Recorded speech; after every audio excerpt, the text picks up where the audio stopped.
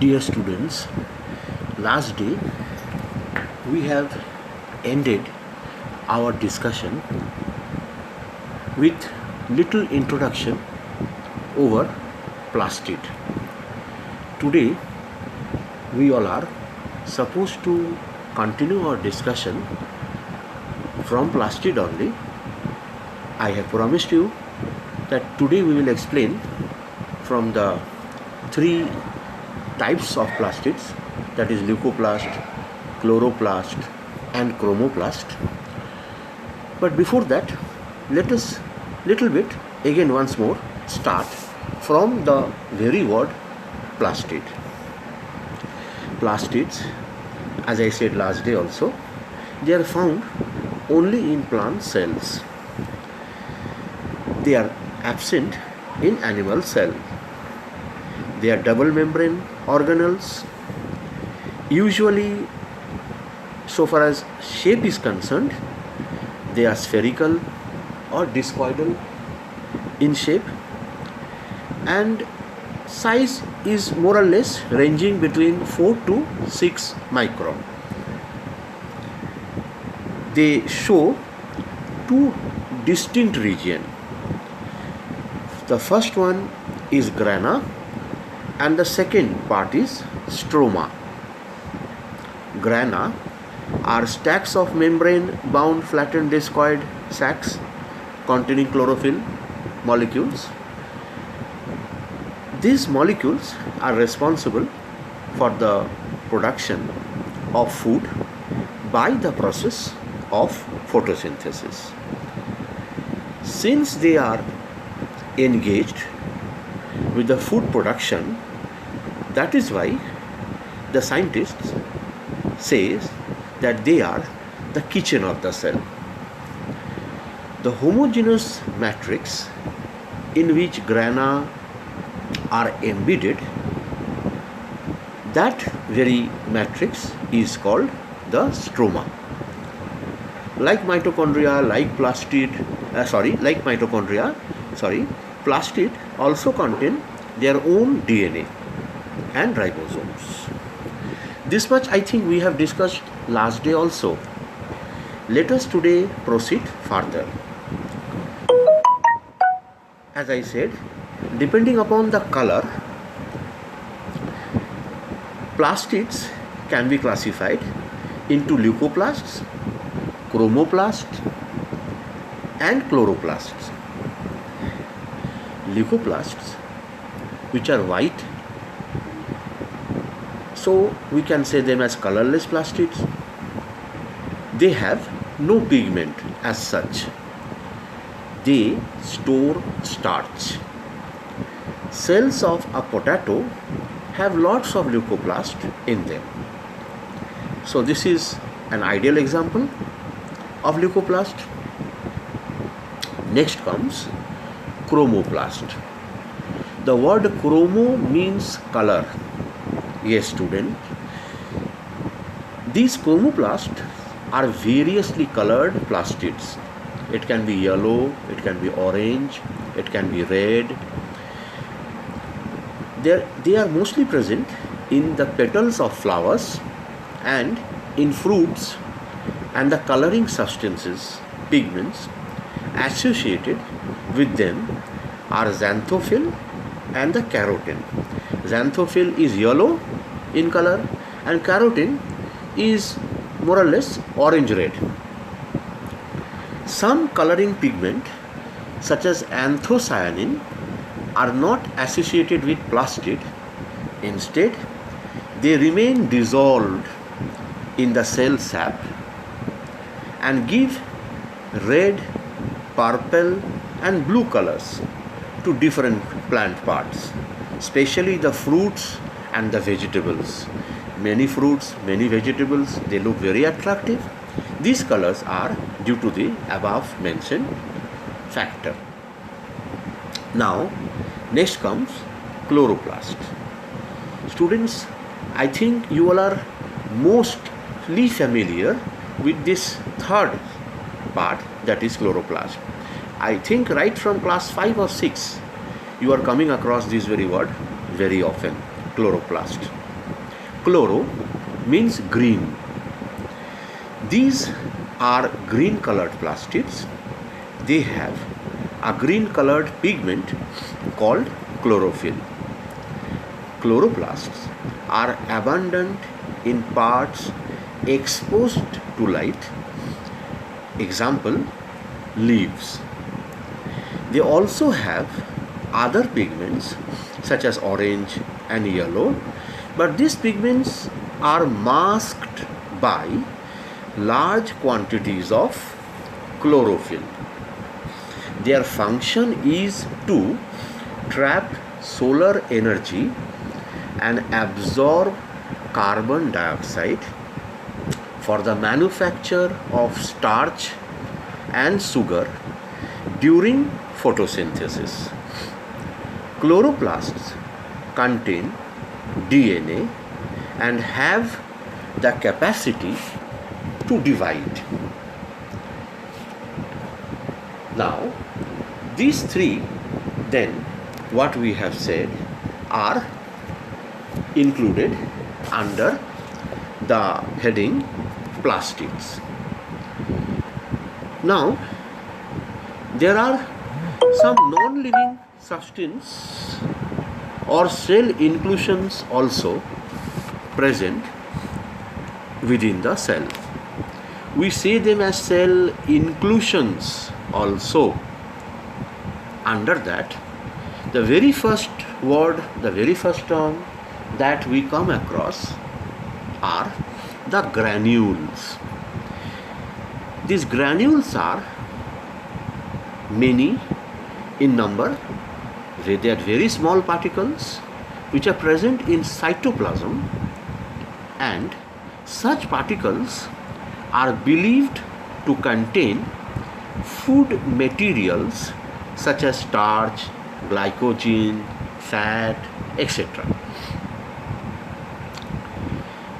In this category, cell inclusions, we can discuss about vacuole also, but we will repeat this one separately if time permits us regarding vacuole. So vacuoles are certain clear spaces in the cytoplasm. They are filled with water and various substances in solution. In plant cells, the vacuoles are usually quite large, and the liquid which they contain is called cell sap. On the other hand, if we consider a typical animal cell, then we have to say that an animal cell does not have such prominent vacuoles. Their vacuoles are smaller in size. Okay? Now, we can say a few words about lysosomes. Lysosomes, if we say, then we are supposed to say, first of all, about their shapes and sizes. Lysosomes are sac-like, small, spherical, single membrane bound vesicles containing some enzymes. These enzymes are synthesized in the rough endoplasmic reticulum, RER, which are brought to the Golgi complex. Lysosomes are formed by the Golgi complex. They occur in animal cells and in the meristematic cells of few plants.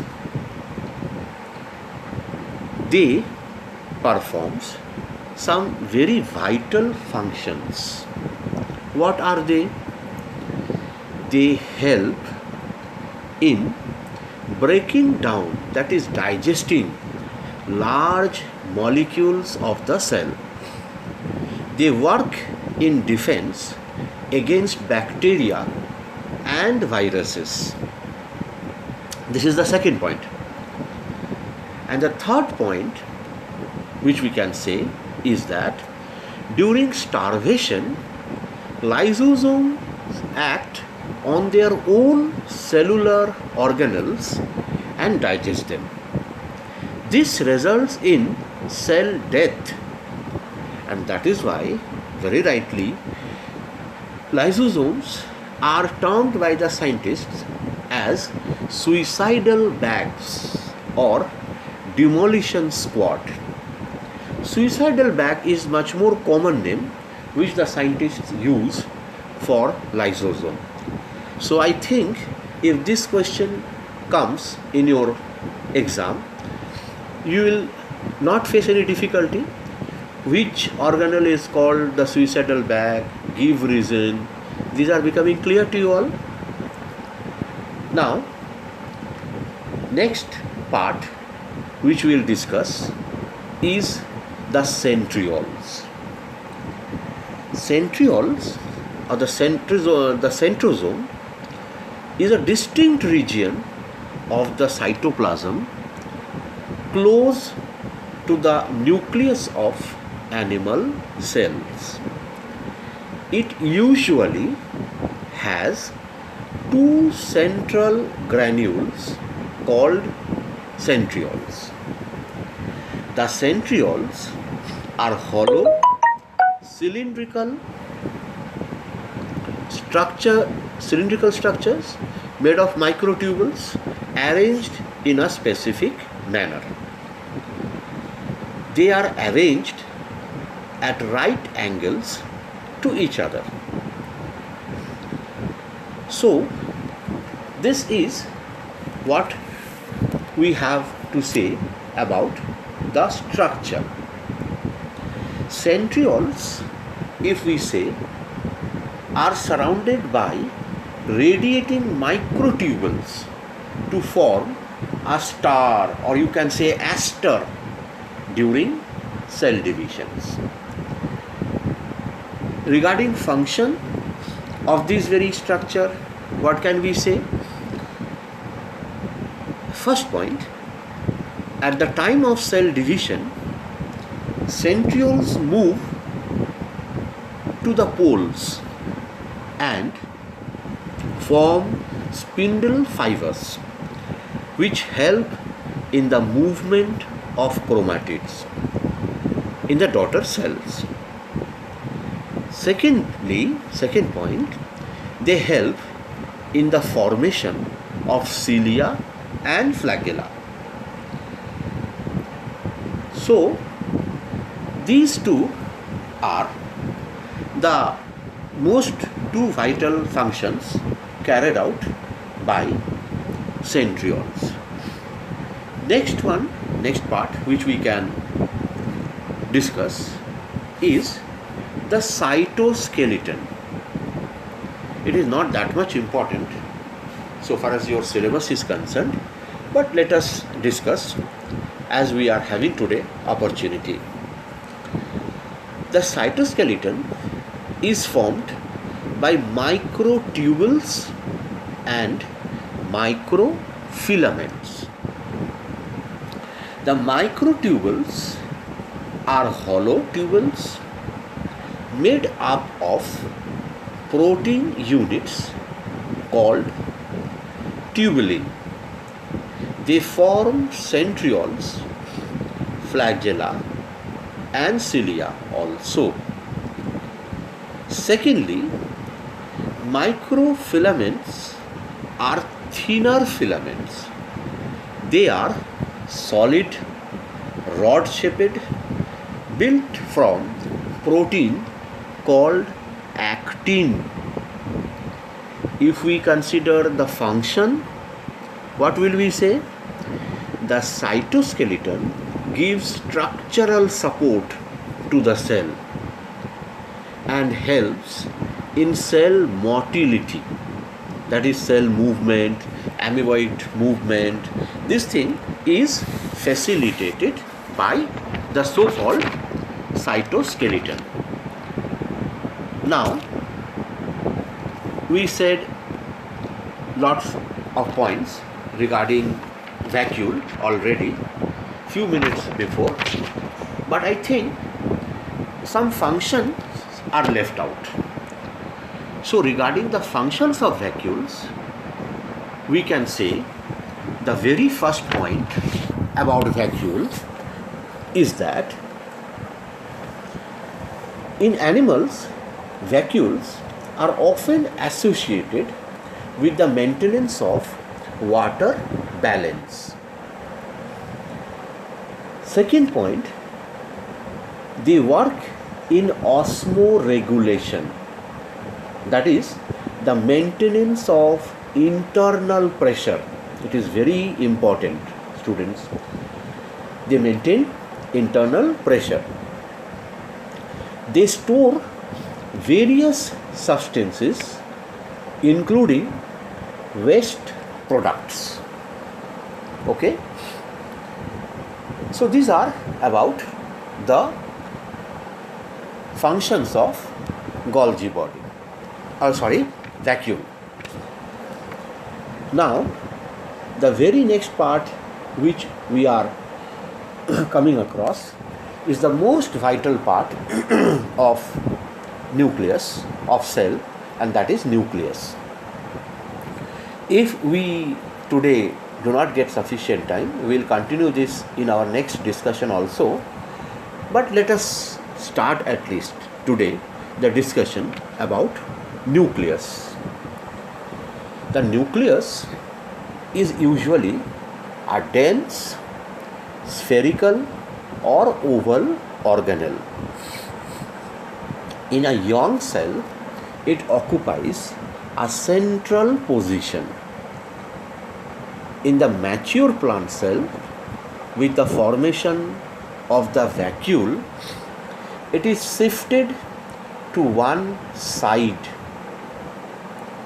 Usually, a single nucleus is present in each cell, but some cells may have more than one nucleus.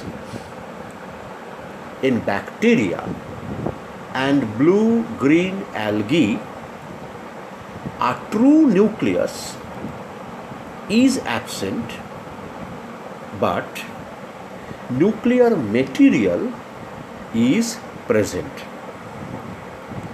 The nucleus is absent in mature mammalian red blood cells and in the sieve tube cells in phloem tissue of plants.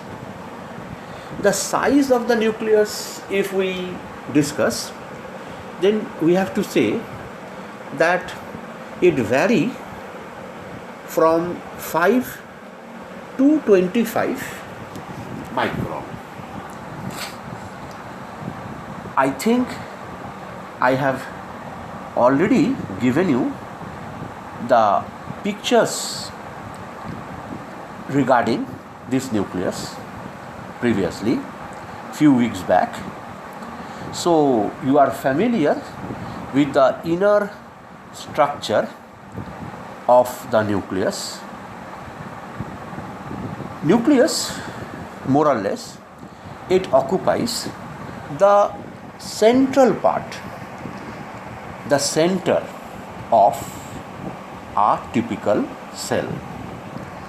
That also I think I have discussed in the beginning of the chapter when we have started the discussion regarding nucleus. I think I have said that also. Now, this nucleus is more or less, when this discussion will proceed, you will understand very easily that it is considered as the head office of a cell. Why? Why do we consider it as a head office? Because from each and every point of view, you will see that it is the controlling center of a typical cell. whatever activity is going on inside a cell, it is due to this nucleus. Dear students, we have discussed a lot today. We'll continue this discussion in the next part. Till then, goodbye.